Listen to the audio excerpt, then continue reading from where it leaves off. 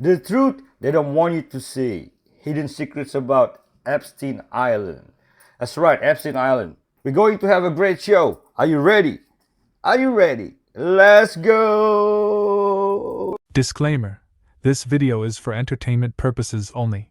Please do your own research, as these clips haven't been fact-checked. A photographer in Arizona just captured what's now being called the greatest shot of all time. Renowned astrophotographer Andrew McCarthy sent his friend Gabriel Brown up in the sky for a very unique skydive that had to be timed perfectly. He watched from his laptop in anticipation. He knew it straight away that he had something absolutely amazing. The first photo of its kind in history, capturing a skydiver with a sun in high detail 93 million miles behind him, perfectly crossing paths. A shot considered almost impossible, but he did it, and it's fantastic. They did it first try as well, which is even more amazing. And it's an amazing photo because we're in a world now where there's so many AI images, and it just hits so much harder that it's real and raw. It looks amazing, I'm not gonna lie. So the shit is about to hit the fan in Mexico. The president, at the request of the Mexican public, has released a special force into Michoacan that is going to change everything. This force is known as the Night Flyers of Mexico, Os Murciélagos. And this isn't just they have entered Michoacan. They have arrived, and their only goal, their only job is to put bodies in caskets. This is the Special Forces of Mexico. If you think U.S. Delta Force is tough, these guys are on a whole nother level. They have been training in every aspect of war, be that urban, be that jungle, be that desert, every aspect, and they are ready to die for Mexico. It's troubling to think how much money they have put towards this operation in Michoacan alone. $3.1 billion. $3.1 billion for this operation. And the equipment that they're carrying. I'm going to tell you, the equipment that they're carrying, they're not going there to fuck around. The Mexican people asked for this. It's going to be a bloodbath. These are the guys that they didn't want to get caught. This is not even the Marine. This isn't even naval. This is the Murciélago. They prepare until, them bribes hit. The truth about who spent the most time on that island? Fine, I'll give it to you straight, no filter. The former president, you know exactly which one. Yeah, Clinton. The survivors still call him number one. Epstein used to laugh and say there was heavy competition for the title, but when the girls compared notes in the safe houses later, every single one of us agreed he took the crown no contest. He liked the dog leashes, thick black leather ones with silver studs. He'd clip them on our collars, yeah, we had collars, and parade us around the main house, barefoot on the marble, out by the pool, sometimes all the way down to the beach. If you walked slow, he'd yank. If you stumbled, he'd make you get on all fours and eat dog biscuits off the floor like a good girl. He kept a crystal bowl of them right by the bar, called them treats. When he was in the mood, he'd pick one of us, always the youngest looking, always the one who still cried, and say, "You've earned something extra special tonight. You don't need me to spell out what the extra special was, you already know." Then Hillary would walk in. Everything got darker the second she appeared. She didn't want sex. She prefers terror. She'd scream at us to get on the floor and lick up whatever mess had been made. Sometimes it was food, sometimes it wasn't. If we were too slow, she'd grab a fistful of hair and shove our faces into it while the men laughed. And then there were the nights she called the most dangerous game. They'd release us into the trees with a 10-minute head start, barefoot, no clothes. She'd be waiting in a golf cart with a hunting rifle across her lap. Bill and his buddies followed on foot with those electric pods they used on the yachts. If he caught you first, you were dragged back and degraded in ways that used to wake me up screaming. If she caught you, you didn't come back. Most times, she didn't even bother getting close. She'd just take the shot from 50 yards and watch through the scope while you bled out on the leaves. That's who they were on that island. That's who they still are. And every time you see them smiling on television, remember, most of us never came home. So when are the Clintons going to jail? Wow, they are sending a group called the night flyer, Murciélago, to Mexico, to Michoacan. After the people of Mexico asked for it, they are sending the Murciélago. And these guys don't go there to talk. They don't send these guys anywhere, because when they send them, they go for one thing and one thing only. They're filling up casket. That's what they do. The people of Mexico have been asking for it. All 20 of them? Wickedness of all witchcraft is that in order to do witchcraft, you are going to have to use an element of the earth in the craft. Anytime you use an element of the earth, any one of my children who can speak to the earth can shut down the witchcraft. It will zero out immediately, because it has to borrow an element of the earth in order for the witchcraft to be performed. He said to me, Francis, the reason I told you that once you understand how to speak to the earth, you'll never be afraid of witchcraft in your life. Why not just speak to the creator of earth and heaven? All right, so I wasn't sure I was going to share this, because my goal on here is to never strike fear.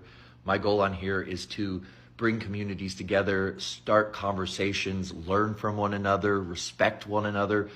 But I feel like it's time that I share this story. Well, it's not a story, it's coming from the source and facts. But one of my very dear friends, who I've kind of talked about on here before, who has shared some very important things that I've shared with all of you. He's a scientist. I shouldn't have said he, but yes, he's a scientist. He works with seismic activity. He works with a lot of different things that are in the science industry. I don't have to go in because I don't really want to tell too much about him. But he reached out to me about 2 weeks ago and was like, hey, my team and I have been tracking some seismic activity, and I think you should talk to your TikTok followers about this. So I didn't think I was going to do it because, I don't want to strike fear, and that's not my purpose. But now what I'm about to tell you is showing up on the news, like CNN, and also news reports out of London and Australia and all over the entire world, that in the coming months, there's predicted a mile-wide volcano that is in the Pacific Ocean that is expected to go off in the next coming months. Now, when he reached out to me, they have predicted it's going to be on June 5th. And this volcano that is potentially about to erupt will trigger over 10,000 earthquakes all over the entire globe in one day. Now, I don't know what else to do with this information, but he was very adamant that perhaps I should share this information with the people who follow me. Prayers for all in the Pacific region to be safe in Jesus Christ. Amen. We are living in the last moments of the last days, and the world is about to drastically change, and probably 85% of the population has no idea what is coming. So Damascus, which is the oldest continually inhabited city in the entire world, has officially fallen. But why is this so significant? If you will open up to the book of Isaiah, you will find that he prophesied directly about the complete annihilation of the city of Damascus, which has not happened ever in history. So could this event be the catalyst that ushers in the complete fulfillment of this prophecy? But the significance doesn't just stop there, because this prophecy also alludes to the fall of a part of northern Israel. And what that means is we could be watching in the very near future, not just the setup, y'all, but the start of the Ezekiel 38-39 war, otherwise known as World War III, one of the largest events marking the beginning of the tribulation. Let's first read what the prophecy actually says. Verse 1, a prophecy against Damascus. See, Damascus will no longer be a city, but will become a heap of ruins. Now, a lot of people wrongly claim that this prophecy has already been fulfilled, and it was fulfilled in 732 BC by the Assyrian Empire. But a quick search really anywhere will show you that the city never actually disappeared. Yes, it lost power, but it never fully ceased to exist. And that's why what just happened is so incredibly significant, because this event could be the catalyst that causes all of the other dominoes to fall. Moving on to verse 2, this pretty much Get right with God, folks. Get right with God. Oh my God. It is on TikTok. Have y'all checked out the Red Water Falls? It looks like, oh my God, in Antarctica. Oh my God, they waking up. They waking up. But what they're saying is, oh, it's blood, but it's not. If you go down a rabbit hole, it's the urn in Antarctica. Y'all try to keep Antarctica from us. God dang it, it is waking. The veil is being broke. Go look up the red waterfalls. And I'm actually excited because I am so glad some things are waking up for the slow, for the people. Oh my God, oh my God, oh my God. They be like, oh my God, it's a blood river. It's actually not. It's the urn. It's, oh my God, the history. Everything is coming into play, bro. And I was ready for this. I'm fucking ready. Y'all, go do y'all research. Up right now. Stop looking at me and go look it up. You have exceeded the maximum clap count for one video, ma'am. You saw that? The orangutan? Wait, Oh, orangutan? God. Yeah. Yeah. That started healing itself from plants. So apparently scientists were watching this whole process, right? Yeah. So there was an orangutan called Ruckus. So there was a big sanctuary and one of the orangutans had a cut on its, like, right below its eye, right? And usually the people in history haven't seen a monkey do its own medicine and stuff like that because it would just like... It would just appear, it would go away. Get worse, yeah. So They caught this guy on camera this time. yeah, they were watching it. So there's this plant in the sanctuary that a lot of other people use as medicine. Like they would squeeze it, they would use it for like fevers and stuff. So the orangutan. Before continuing, I wanted to warn you guys. Their phones were being spied on. Click on this icon, then on more. If you see it, delete it immediately. He's not familiar with the plant. He's never even touched it. Oh, word. He goes and grabs it, chews it up, spits it out, starts putting it on the cut. Right? That's crazy. How does he know how to do that, right? Yeah. They're smart, fam. And there's flies now. There's flies flying around the cut. So guess what he does? He gets a leaf and he covers it like a band-aid. So everyone, the scientists watching like, oh nah. They know how to heal themselves now. Look at that. You know what I mean? Damn. This is the first time in It's history that healed. they've seen a monkey or an orangutan heal itself off like... That's wild. They keep saying the world is falling apart, but here's what's actually happening. In Australia, doctors just introduced an MRI machine that freezes tumors. No surgery, no recovery beds, just precision cold that targets cancer and protects healthy cells. In Florida, 122 missing kids were just found through Operation Home for the Holidays. One of the biggest child recovery missions in U.S. history. That's 122 families reunited. Water reforms are finally reaching the people of Peru. After decades without clean water, families are getting modern sanitation. Safe, reliable, and life-changing. Fiji just eliminated a disease that used to blind children. Oh my goodness. Trachoma is now gone as a public health threat. Years of care and community work, and now an entire generation gets to see the future. And in labs right now, scientists are developing a longevity drug for senior dogs. Ooh, It just cleared a good. major FDA milestone. Imagine more healthy years with the pets who carried us through everything. Because for every heartbreaking headline, there's another showing how hard humanity is still fighting for something better. Follow at Earthly Goodness. Because good news deserves a louder voice. I love this kind of video. Oh, by the way, who took the 122 children? Anyone? I believe all the accusations about this woman and her father, they are a very elite family in the secret societies. And she's also a darling of the fashion house Balenciaga. I live in Australia, and the amount of children that vanish in this country, the amount of children that just disappear into thin air is not a coincidence. Secret societies, Luciferianism, Church of Satan is very popular and popping in Australia. This country has so much empty land, so much huge acres of land that people own. They can pretty much do whatever they want on their land. Like, they're not going to get traced. There are parts of the country where it's basically like every man for themselves, because they know, like, the police can't help you. No one can help you. It's so remote.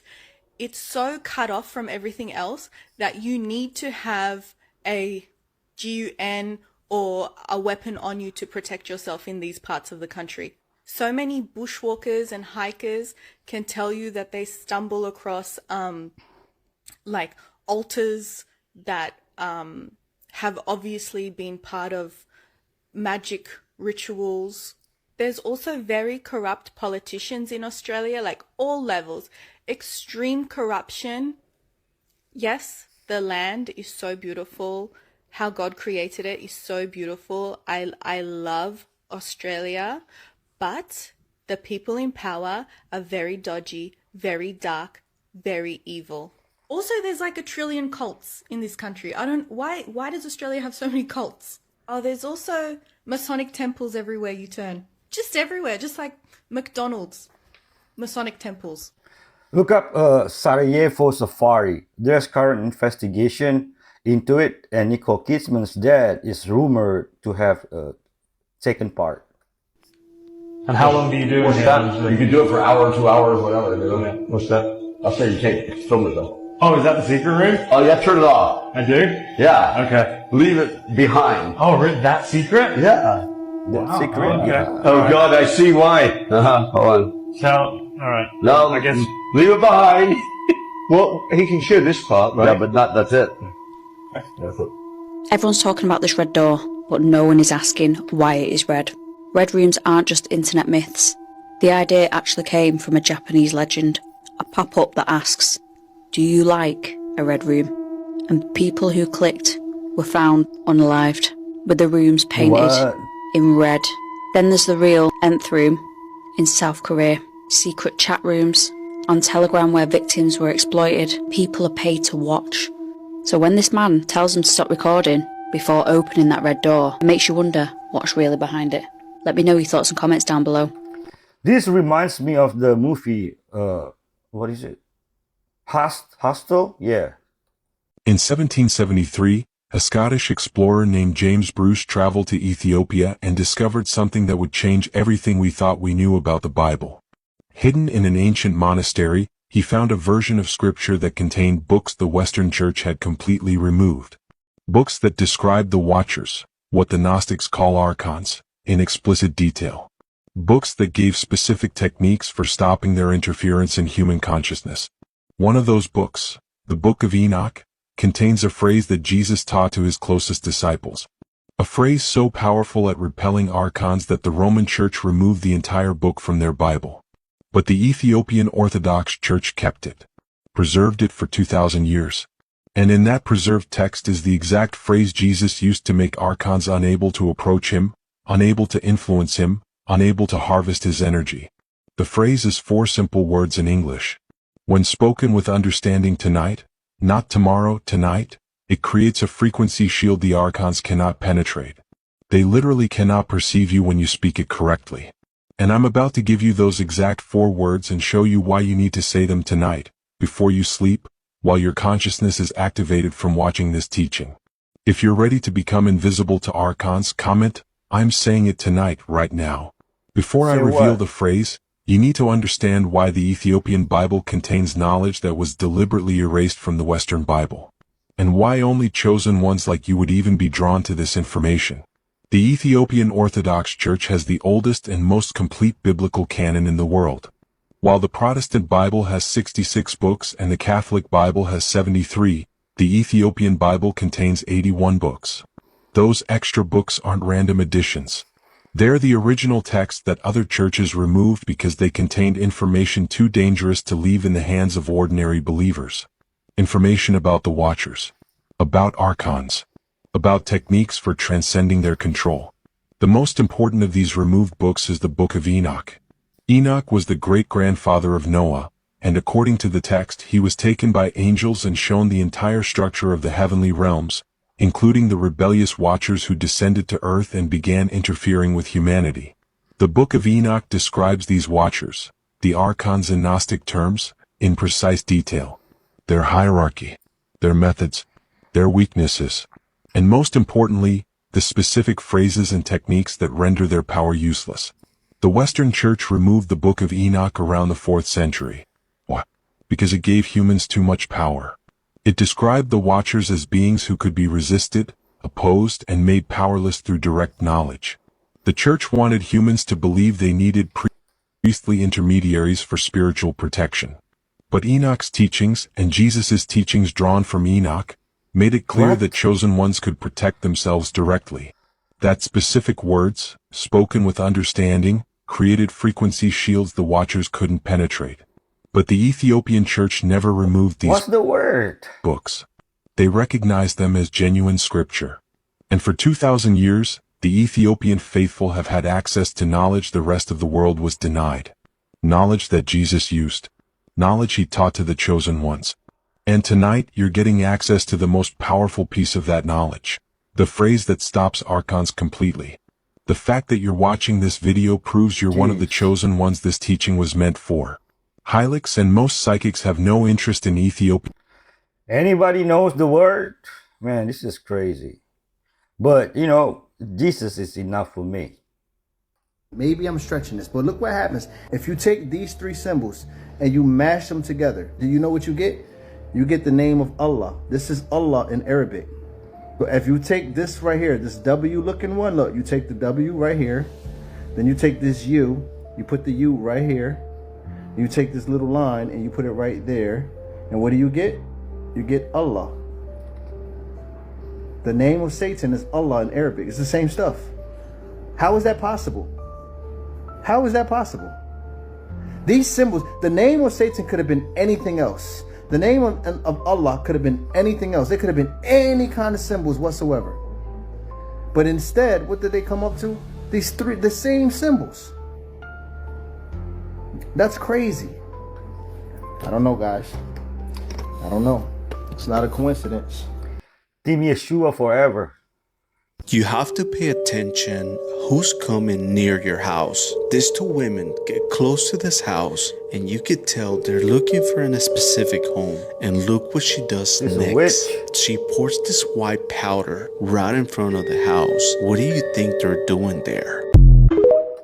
No weapon formed against me shall prosper in the name of Jesus. They've been hiding this from us. The Great Wall of China. It's over 13,000 miles long. That's not a typo. 13,000 miles. To put it in perspective, America, coast to coast, is about 3,000 miles.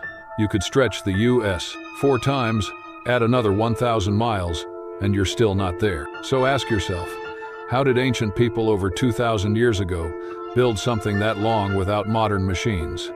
They started building it in 220 B.C. That's before Jesus even walked the earth. And here's the wild part.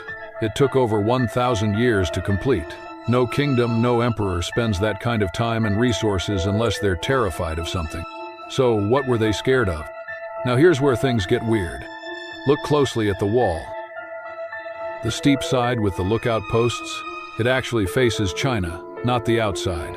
That's right, the defensive side is aimed inward, which makes no sense, unless the wall wasn't built to keep enemies out but to keep something inside. Some believe it wasn't built by the Chinese at all, but by the Tartarian Empire. If that's true, what were they trying to contain in ancient China?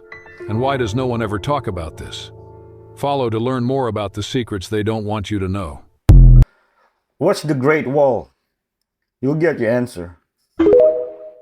This is a panorama of the electric tower from the 1901 World's Fair in Buffalo. Just look at that roaring waterfall, with water being pumped right in from the Niagaras. I'll show you footage of the rest of this World's Fair in another video.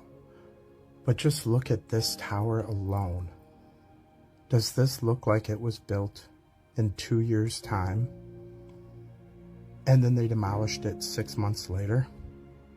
I don't know what temporary material you're using, but in the harsh Buffalo winters alone, there's no way you build that temporarily and it would survive any inclement weather in Buffalo. And why would anyone waste their time with so much detail just for it to be torn down in 6 months? What a waste. This video alone should dispel the narrative. How are you making a roaring waterfall like that for a temporary structure? And that's just one of the massive waterfalls at this World's Fair. And before I go, here's a few more photos of this electric tower lit up at night. Magnificent. Question everything, friends. Until next time. Documenting all of this online before they destroy it all. What type of book is that? Can't say too much. I love some evil shit. Some shit in that. Just saying. Bro, Chad, this thing got like a fucking... Don't leak. Don't leak. I'm not leaking. It's some weird shit, bro. Like, some evil demonic shit. Bro. What is it? Hey, bro. Just chill. They'll see it eventually. Alright, you show me on the side. Yeah, I'll tell you off stream. Okay, pause, because something is really off about this. Nobody is talking about this book. Aiden's friend spots this instantly and tells the camera, don't leak it. Why? What kind of book is so bad that you can't even show the cover of it for a split second? But let's come back to that, because have people forgotten what these streamers have actually admitted to? Lacey publicly admitted that he's been to a red room, watched my top video. Aiden on stream literally told everyone he sold his soul. So if that's the level that they're dabbling in, what does that say about the book that is sat in his room? Let me know your thoughts and comments down below. Just look at the symbol on Aiden's shirt. But last night I started researching about something. I don't remember what it was, but I started going down this rabbit hole, and I let the rabbit lead the way. That's the best way to do this research. And I ended up in Cleveland, Ohio. I bet you weren't going to say Cleveland. I know you weren't. You weren't going to say it. Were you? And yeah, the rabbit led me to St. Theodosius Russian Orthodox Church that you see behind me in the picture before. Then I said, let's keep going in Cleveland and look at all the churches that they had. And I didn't have enough time for that. And like all the other cities, they had these churches with massive, massive steeples that get cut off. They got the tip cut off. They can't do 2 tips. You can't cut both tips off. Keep one. The Jewish community does it right. They're just like, I know what's going to happen if I put a steeple on this thing, so I'm just going to dome it. We're going to dome it. This is the Euclid Avenue Temple. Okay, it could fit 1,500 people. There was a pipe organ with 4,000 pipes in this thing. But there must have been a dome competition going on within the Jewish community, because on the other side of Cleveland, Rabbi Silver in 1924 established, not built, established University Temple, or the Temple, or Silver's Sanctuary. But before the Silver Sanctuary was even established, the B'nai Jeshurun Temple in 1906 was a beaut, right? But 20 years later, after they built this thing, they moved into this. They moved from that to this. And guess who moved into that? The Baptists. They're like, hey, hold up. I'll take it. No, it's cool. This is Shiloh Baptist Church. And this isn't the first time the Baptists did this in Cleveland. Remember the Silver Sanctuary, right? This is their old temple. Now it's Friendship Baptist Church. Doesn't really fit, does it? You can't just slide into a Temple Baptist. My jaw dropped when I came across it. Oh my gosh. St. Paul's Shrine off of Millionaire's Row. Look at the spires with the little nubs at the top, like all these Gothic cathedrals have. Oh yeah, it's for structural stability. It's for even the weight out. Yeah, there was no purpose for those. Guess who the neighbor was to this church? Guess who it was? Johnny D. Rockefeller, the devil himself. And this wasn't no newbie. This was supposedly built in 1876.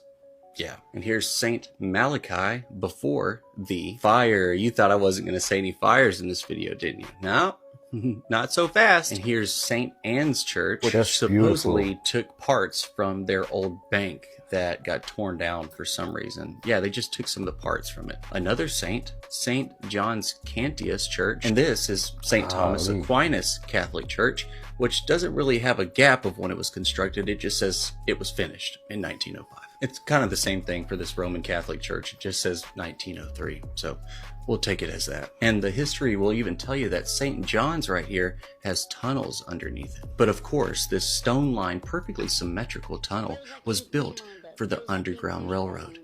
It's either for hiding immigrants or for hiding booze. It's the only two they have, guys. And of course, ladies and gentlemen, there is much, much more to find in Cleveland. But that'll have to be for another day. Love y'all, and have a good day. They hide the truth to hold us back. I found out later this whole concept of the shock that I was feeling, head to tail, was what they call the Kundalini awakening. So that's not extraterrestrial at all. That's the demonic spirit that I found out later. People are experiencing it in the CE5 because they're going into the meditative state to where they can receive this. Okay. That's usually what drives it. People strive to have that Kundalini experience. Okay. That's what the meditation and the yoga is all about, to bring you to that point of activating the Kundalini inside of us. And I didn't realize the connection in the abduction experience until I heard it from Grant Cameron when he talked about the download. I'm going, download, that's exactly what I had. And he's saying that he had it. And that once he realized it was part of the experience, he started talking to other experiencers and found out that they were having it too. The thing about the download, it's part of the seduction to get you involved with these entities. They're giving you a gift.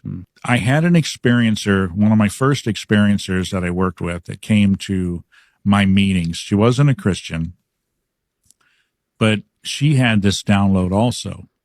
And I wasn't making the connection then, but I remember her telling me about what happened.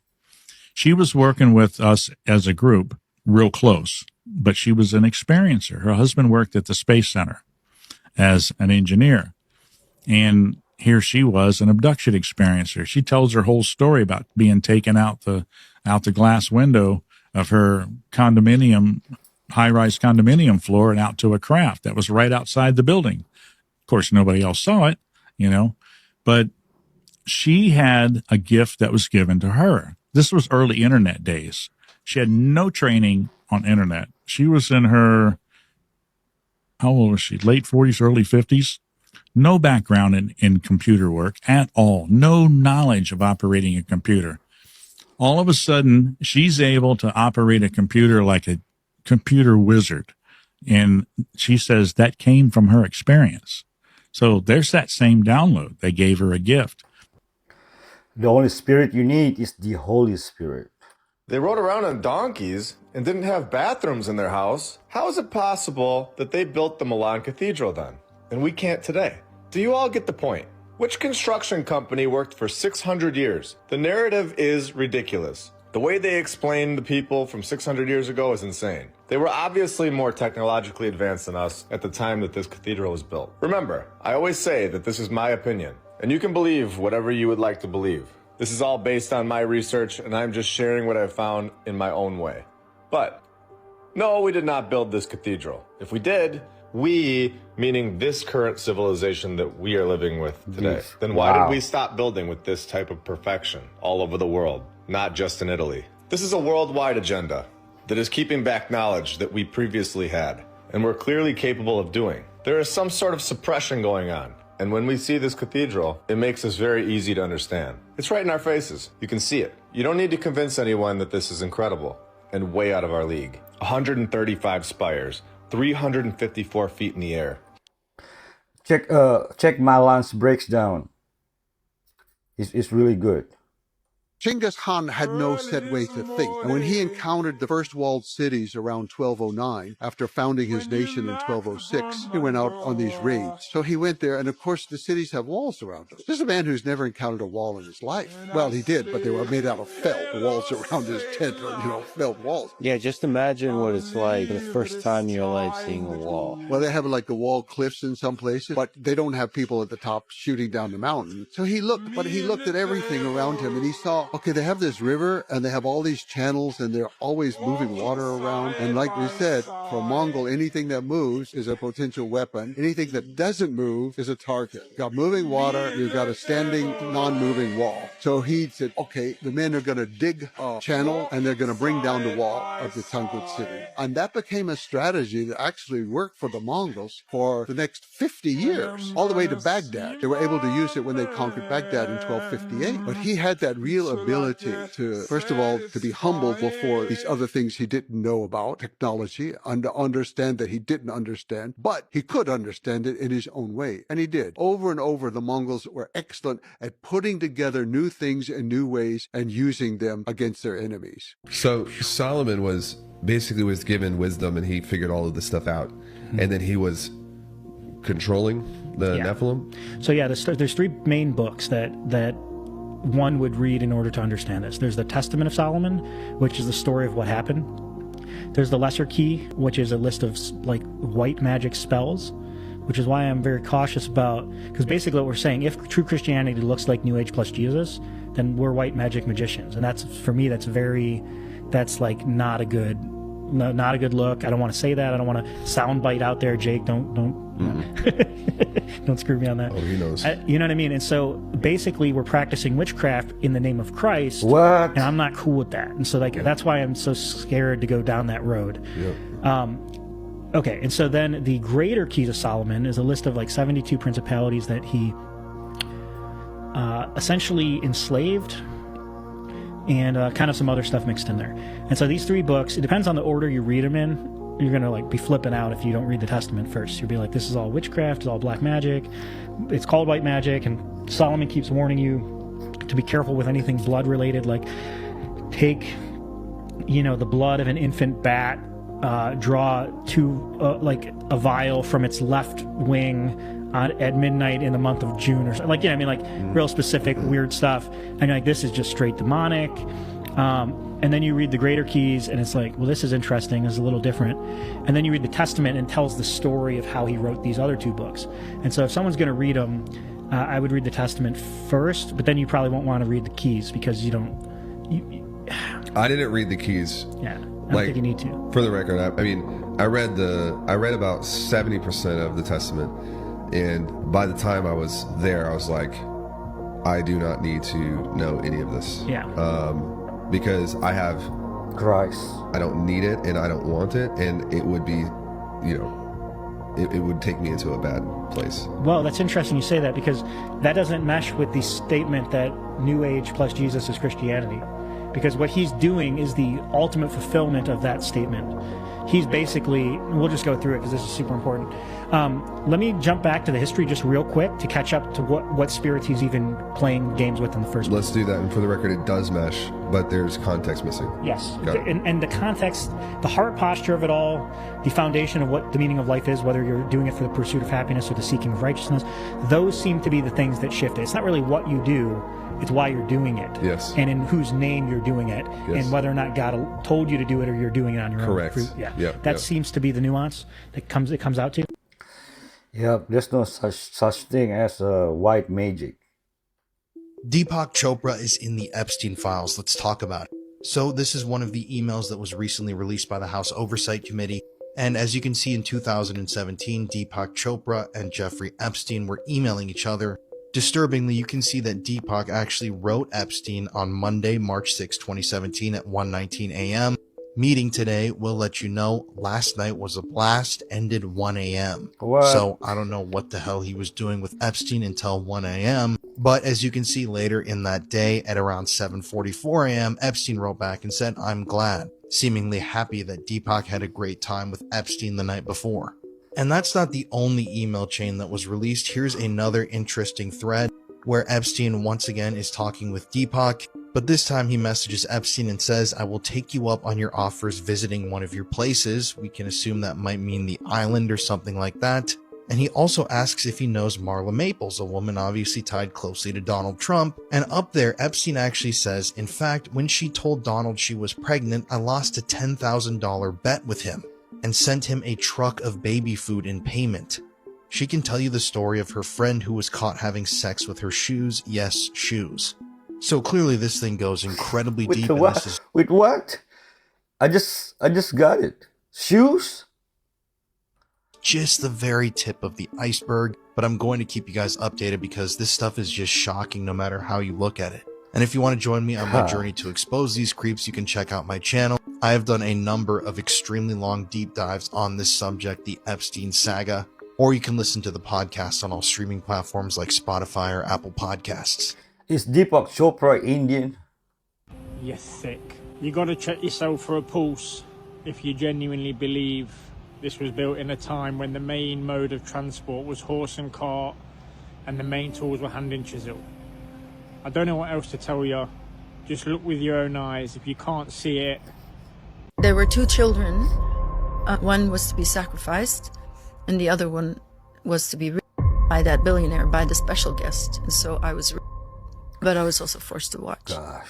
I'm so sorry you went through that. And I think a lot of the people that were being brought in came through some club, some secret society that already was secret and where there already were a lot of promises made never to speak and everything. There was pentagram, and there were all the elements were there. 2 children were given to this billionaire. Hey, another video by Medusa Boy, the testimony about these evil things, and another day, plenty of people who were ignorant and choose not to believe. Isn't it funny how people don't take a lot of convincing when it's a lie, but when the truth gets put in their face, they go around the houses with it all. No matter what, I'll keep posting. I do not miss a day. Epstein clients, presidents, billionaires, CEOs, etc. Welcome to another episode of They Didn't Build This, starring the St. Paul Cathedral. Oh, I heard St. Paul, Minnesota is beautiful. I've never been there, but I just look at the Google images.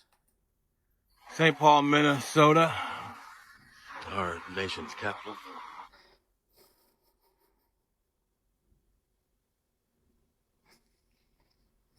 All native to the Americas. There's your corn. That's what's up.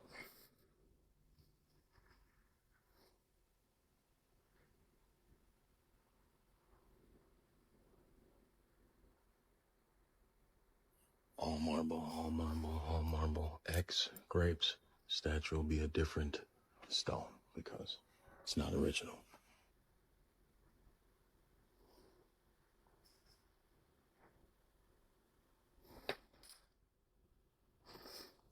We are in the inside of St. Paul's Cathedral.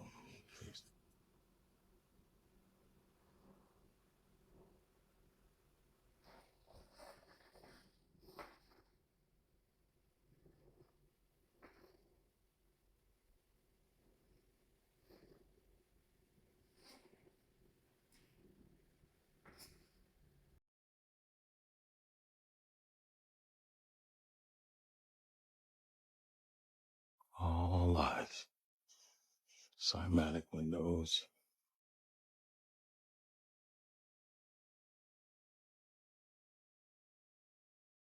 All marble, all granite.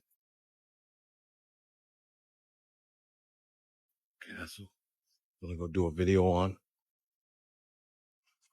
There's the outside. It's just amazing. Let me go down here. Bear with me. Get a side view or we'll end it. There's no crosses on this except on the very top and that little one they put there. And the one on the top is a different metal. It's obviously like a stainless steel piece. And the whole top is a brass infused copper. Got ether out of the energy. It's oxidized now.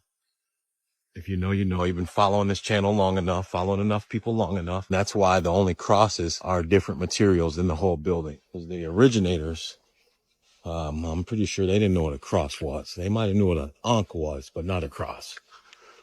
You guys saw the inside of this. If we were making these, we'd still be making them. And we'd be charging $100 million per room to just loft them. We'd Airbnb them out. We'd be slapping these boys up all over capitalistic America. And that's how you know we didn't build these.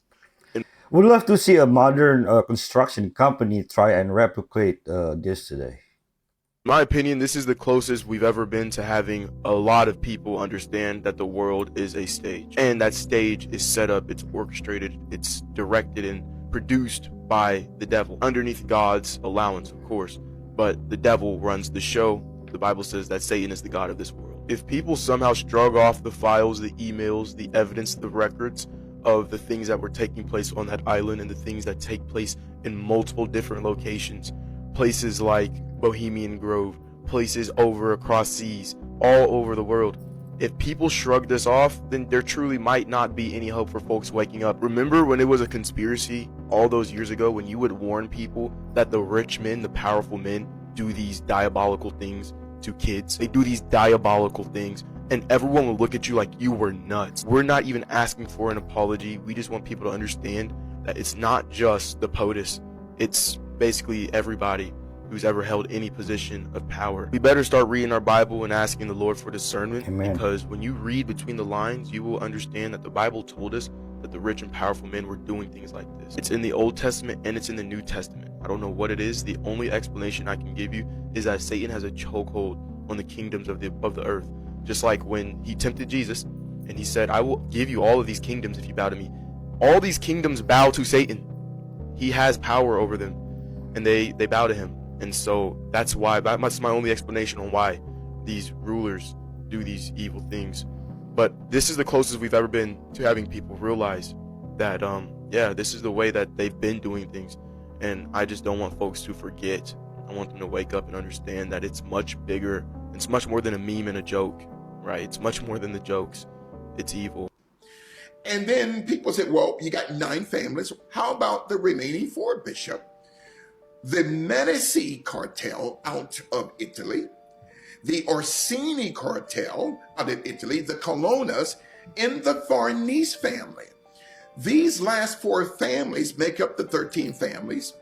The last 4, the Medicis, the Orsinis, the Colonnas, and the Farneses, they protect the 4 corners of the 9 Black Greek letter seeker societies who protect the first 9 families. Let me say this again. So the Medicis, the Orsinis, the Colonnas, and the Farnese family, they are the 4 corners that protect the Alpha Phi Alphas down to the Sigma Gamma Rhos.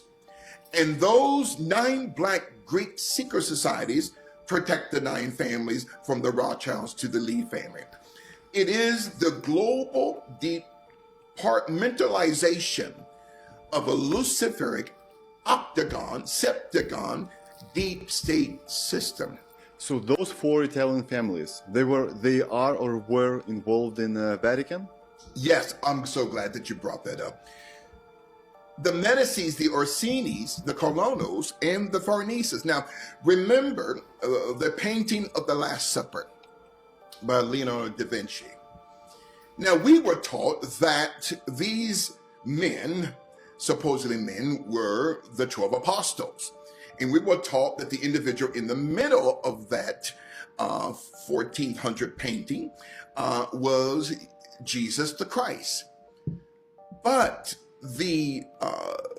in the painting, the individual portraying Christ is not Christ himself. It's a woman by the name of Julia Farnese with the G. On her right-hand side, which would be to the left when you're looking at the painting, is not the Apostle St. John. It's her adolescent daughter, Laura Farnese, who was the illegitimate child of Pope Alexander VI.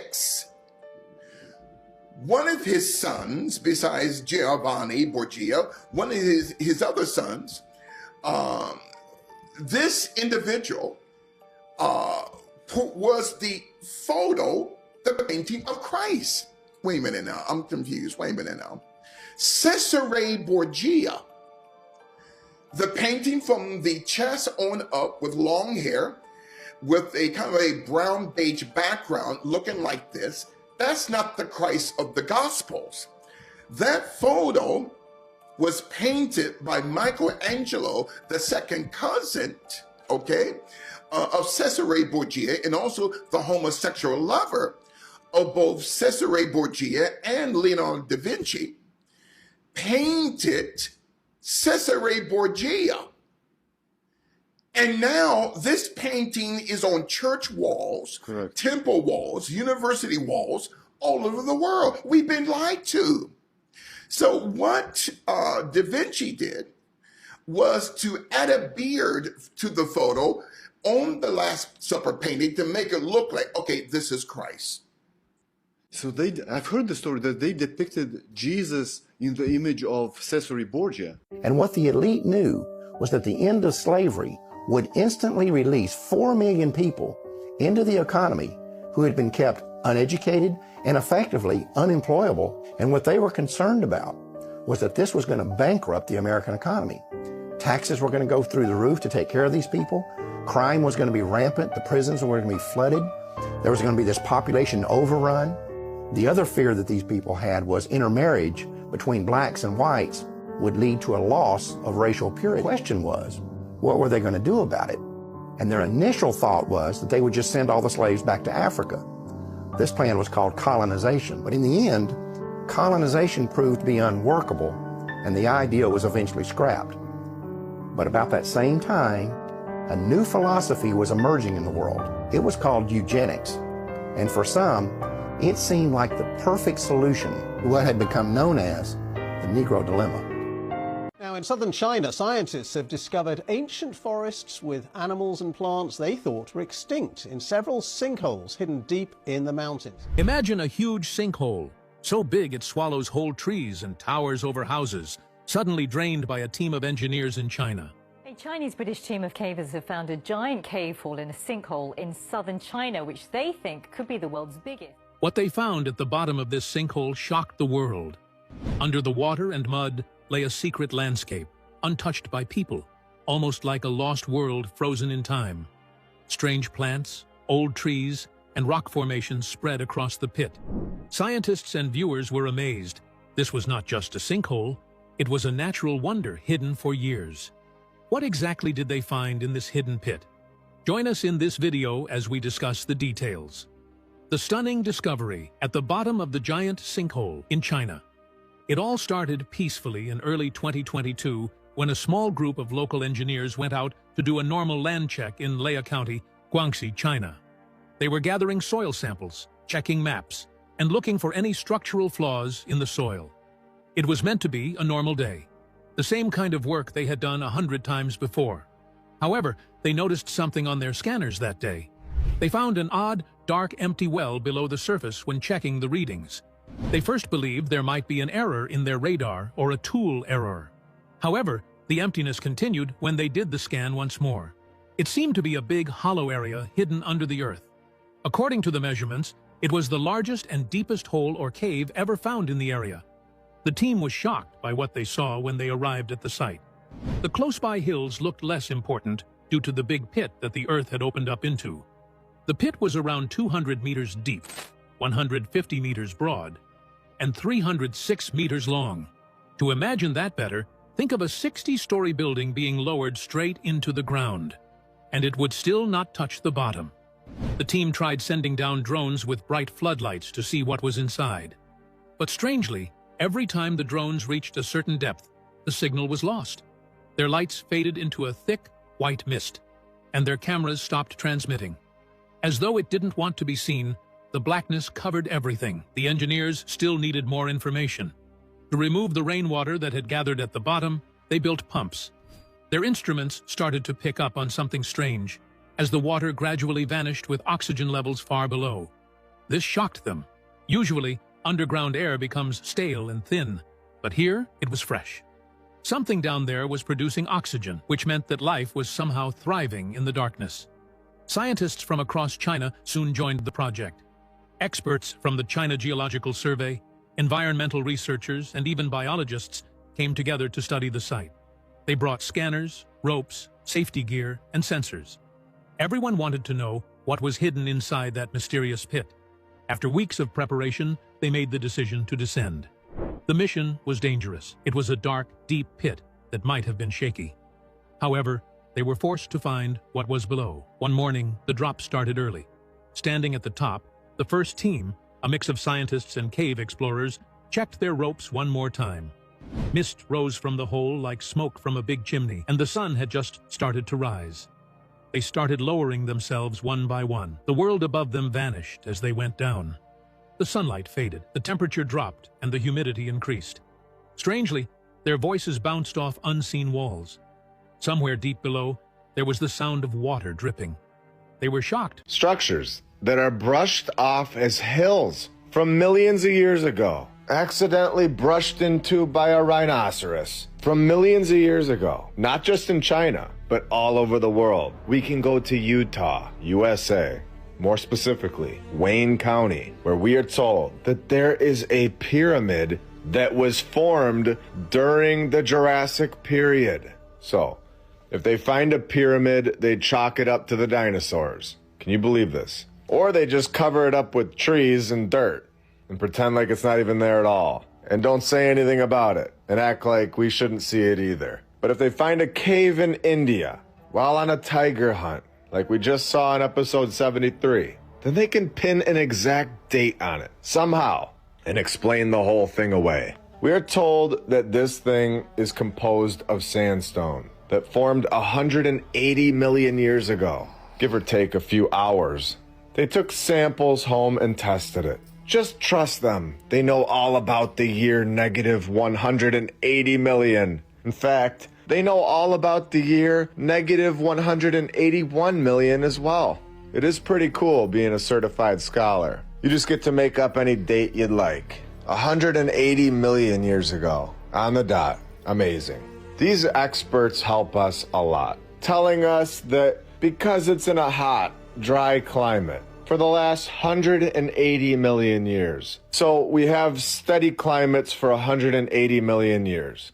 Nice to know for those that are in Utah. You can enjoy that climate for years to come.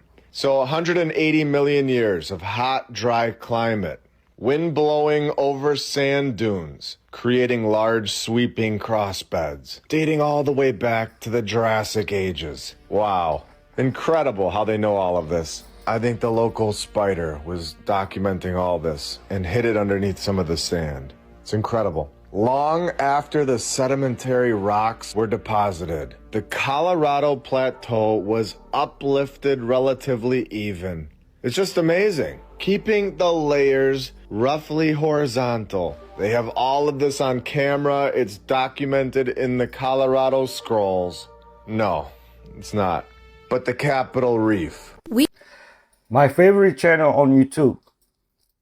We really glazed over how insanely bonkers it is that a place like Epstein's Island even existed. But what most people don't know is that it wasn't the first of its kind. Decades earlier, in the middle of Lake Michigan, a desolate island owned by a wealthy Detroit socialite became the subject of all sorts of wild conspiracy theories. And at first, a conspiracy theory is exactly what most people thought it was. While on the surface, it was just a summer camp for young boys, teaching them survivalist skills in nature, behind the scenes, these children were being flown to this island to be exploited, filmed, and traded among the men who sponsored the island's operations. The owner of North Fox Island, a man named Frank Sheldon, had purchased the land specifically for this purpose. As a matter of fact, the very first thing he did was built an airstrip on the island as a means to shuttle boys in and out. One of the men who sponsored the island was a former school teacher named Gerald Richards. He and Sheldon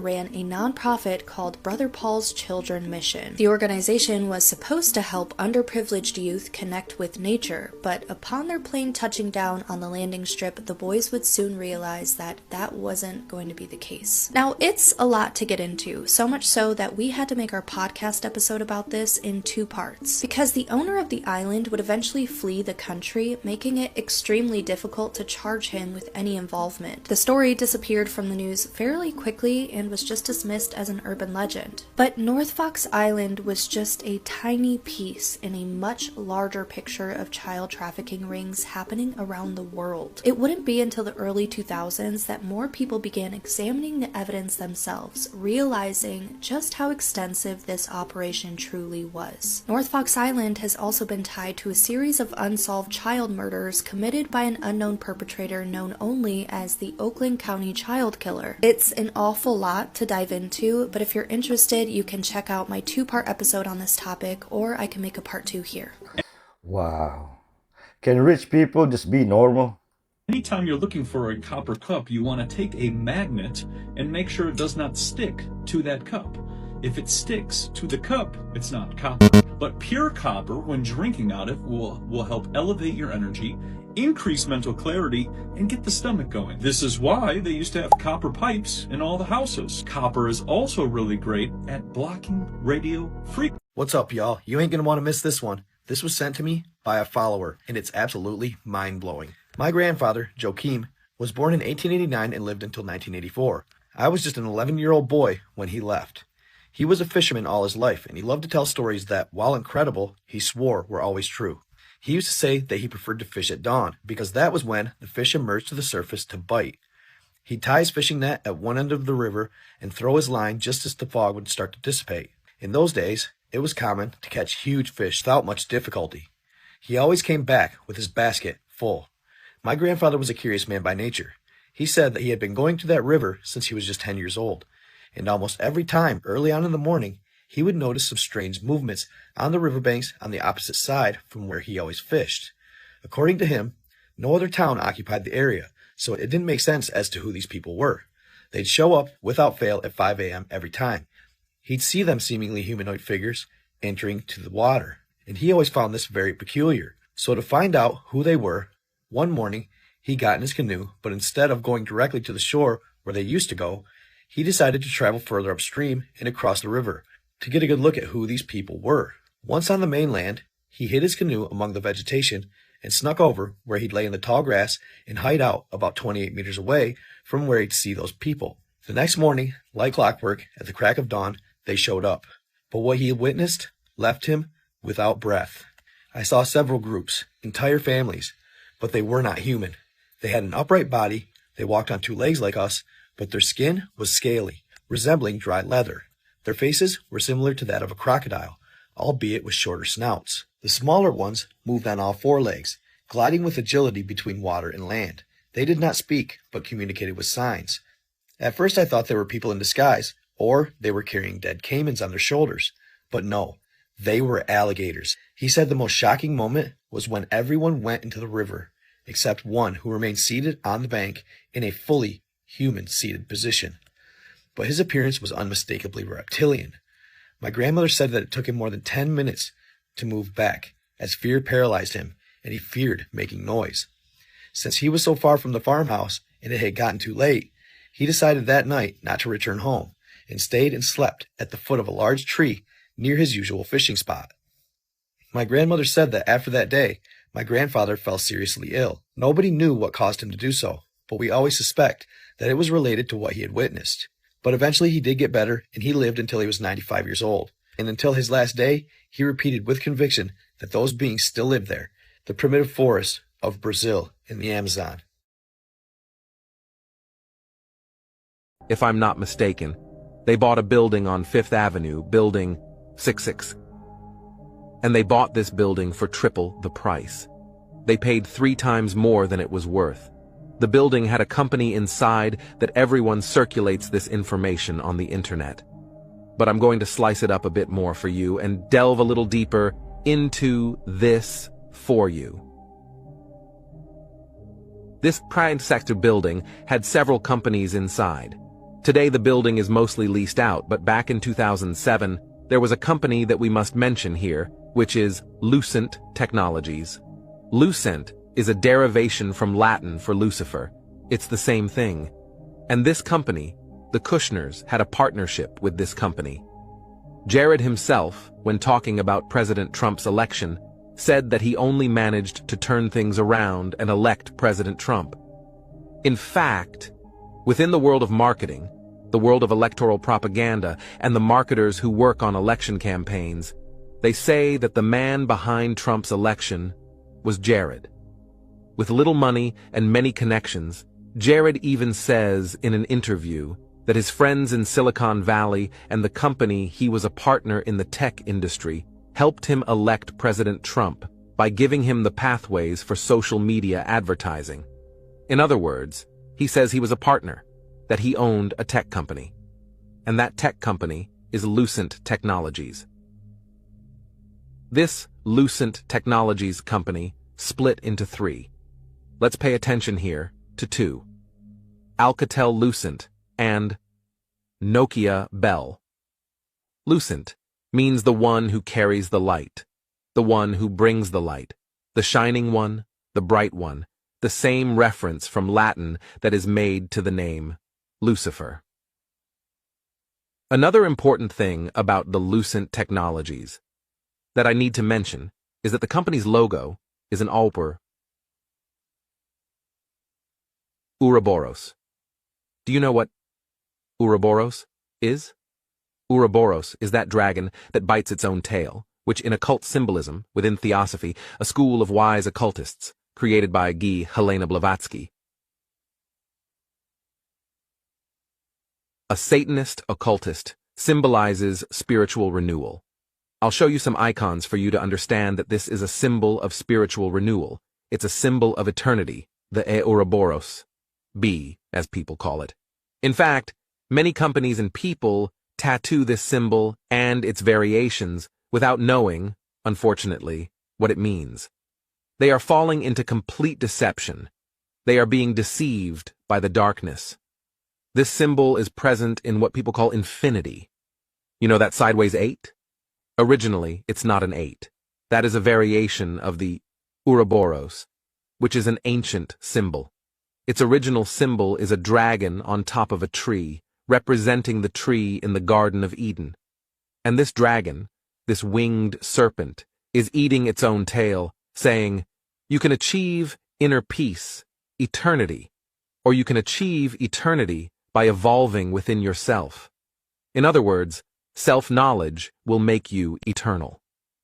This is exactly the proposal that Satan made to Eve, deceiving Eve and Adam in the Garden of Eden, telling them they would not die. On the contrary, their understanding would expand, and from then on, they would know exactly who they were and would live forever.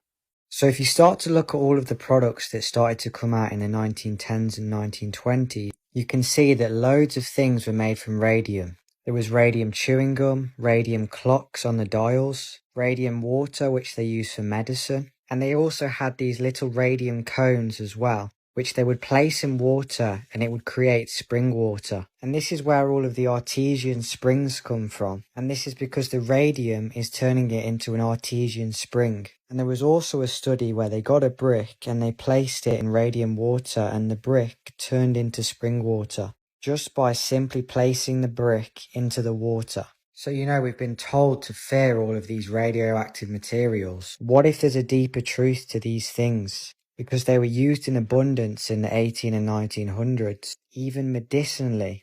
But we know that the medical system is owned by the Rockefellers, the Rothschilds and the Morgans, and they completely changed everything after the war. Baseball itself, the origins might be demonic. How?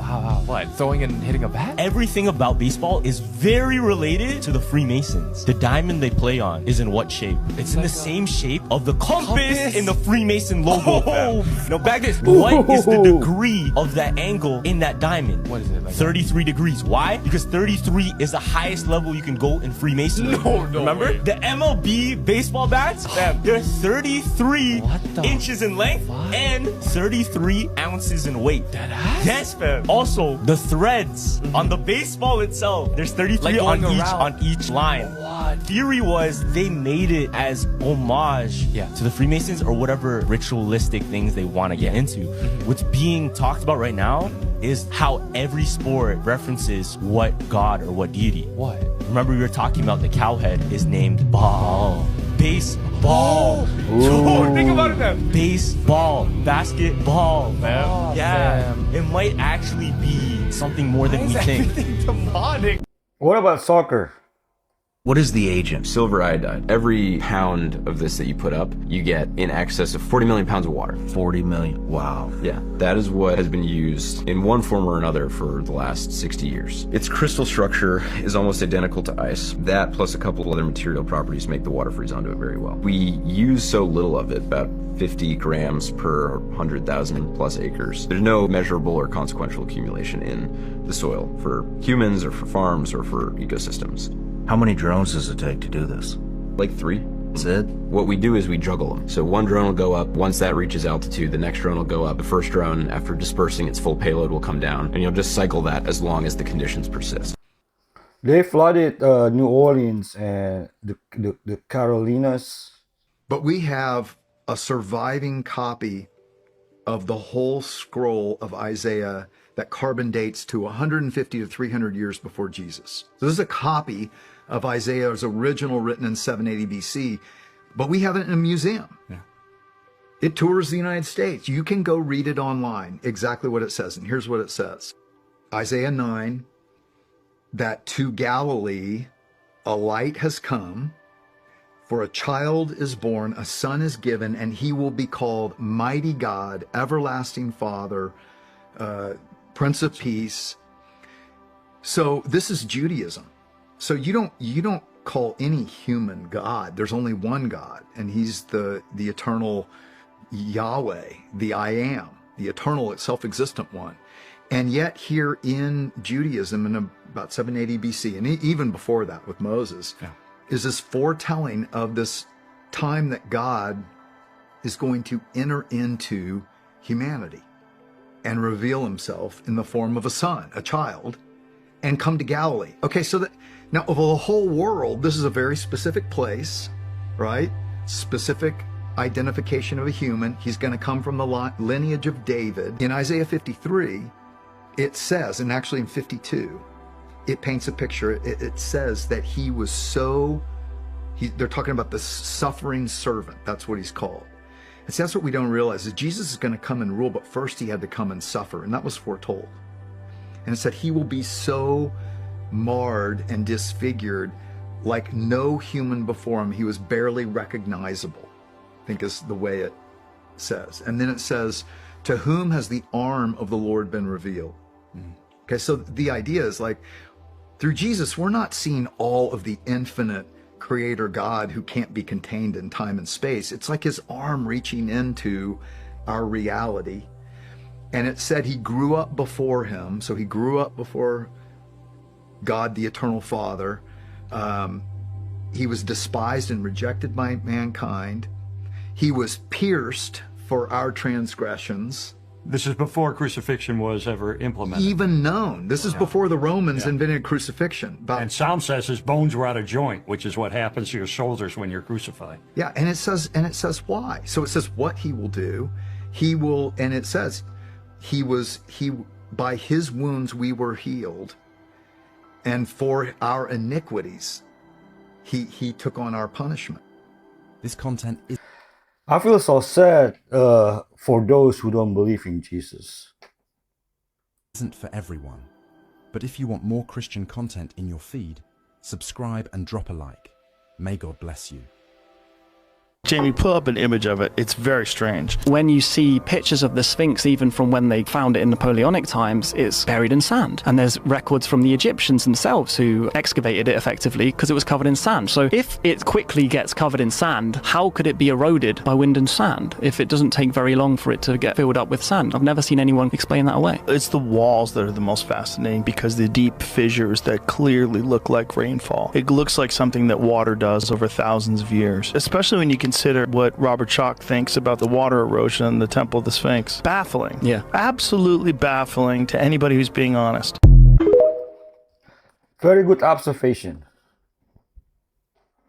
This is the demon that appeared to Aleister Crowley and linked to sex magic. Why would a being that looks like this with a head that big be involved with that with Aleister Crowley? It won't make sense until you realize, and some of you have caught on to it already. What does this resemble to you? What type of being does this resemble? Does that not remind you of this or any of these? This is what people call the Greys, and they are said to be an alien race. But here's the thing with that. Anytime they come to people, they are always trying to perform an experiment. And the experiment always has to do with reproduction. How is reproduction done? Through intercourse. So when you have this being that resembles that coming to Aleister Crowley, teaching him this stuff, sex magic, which I was involved in witchcraft, and the key thing that the enemy had me involved in, that he'll give me rituals for, was sex magic. I will never speak some of the rituals that he told me because I don't want people doing them, but it's a very real thing. If I were to tell you some of the stuff I experienced, many of you wouldn't believe me. I might testify to some of it one day. The reason why he's doing that is because magic is a spiritual technology, satanic, and it gathers satanic electromagnetic fields, but spiritually. It opposes the power of God. Not in the sense that it defeats the power of God, but it tries to draw people away from the power of God. And you have this spirit coming to Aleister Crowley calling himself Lam or Lamb, which some have suggested that it means the way. Interestingly enough, Jesus, who is the Lamb of God, calls himself the way, the truth, and the life.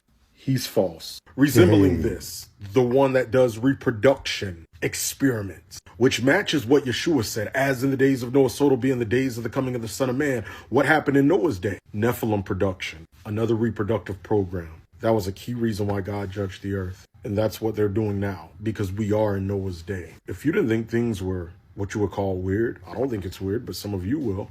You need to read the Bible some more. Westernized Christianity tries to make everything fit within a certain boundary box. If you truly saw how the spirit realm was, my friends, I'm telling you, the name of Yeshua drives them out. Anytime they've come to me in the name of Yeshua, stop. And that's the testimony for others. So keep that in mind. If you like Bible content like this, you can follow for more.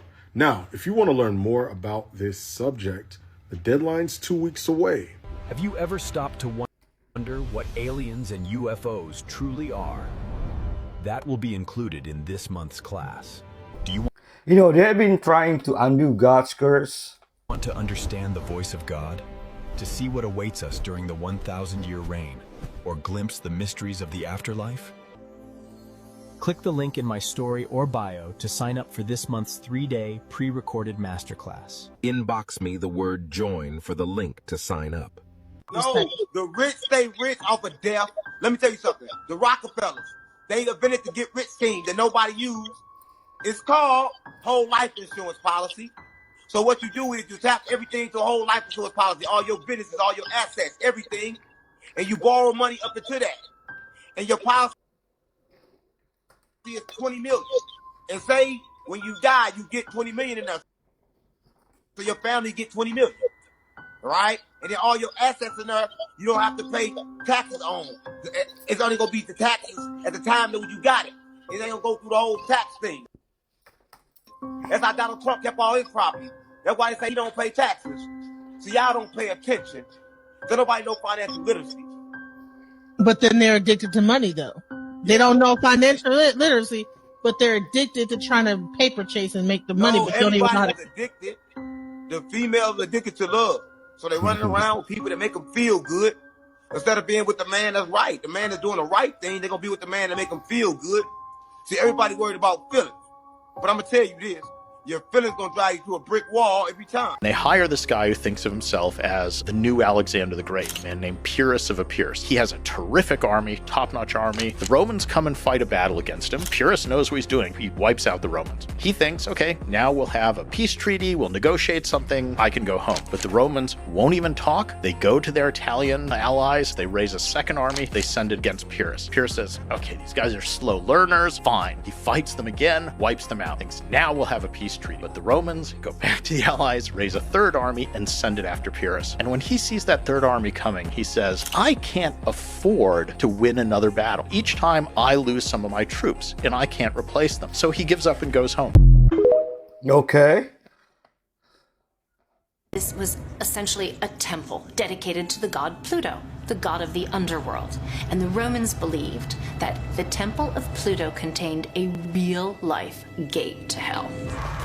The priests would take the sacrificial animals into the temple of Pluto, and like magic, those animals would die.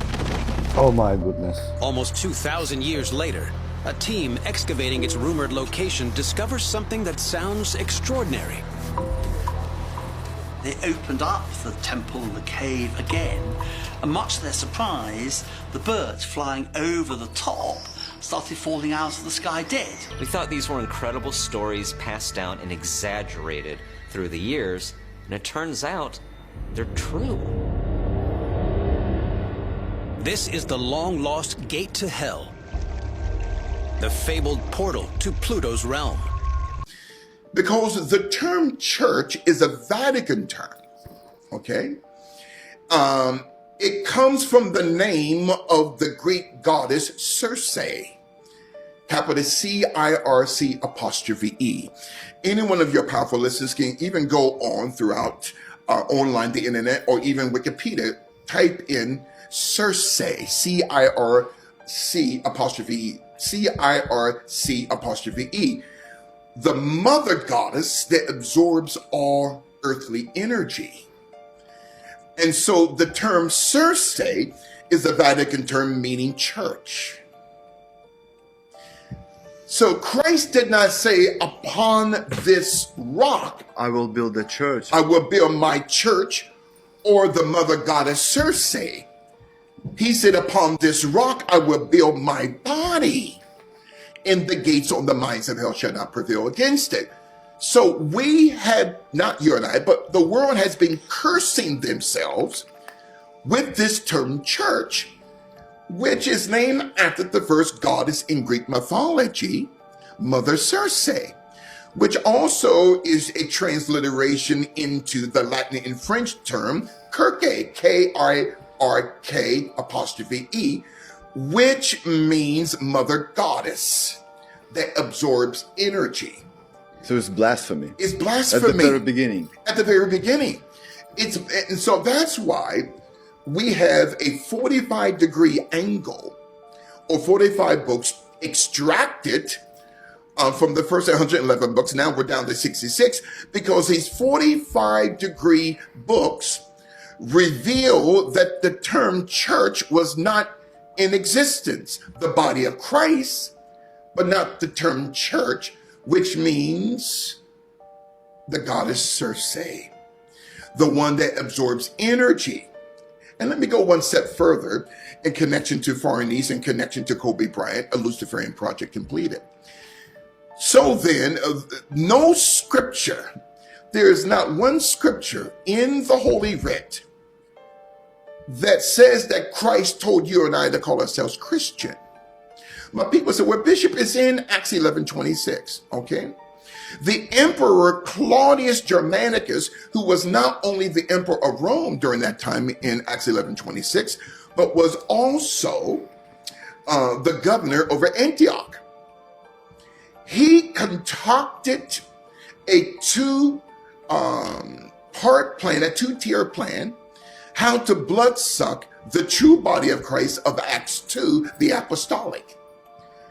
Well, the term Christian doesn't mean Christ-like. The term Christian means an imbecile. It means an idiot. Get out of here. Are you sure?